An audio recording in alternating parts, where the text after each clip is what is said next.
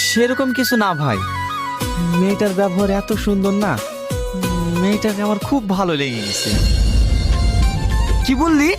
ভালো লেগেছে?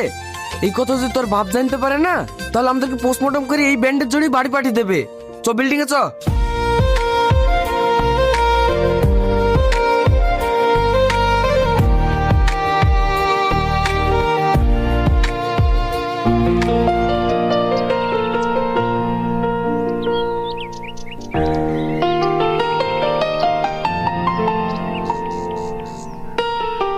এই কাজ বাদ দেখিনি কি করছে রে?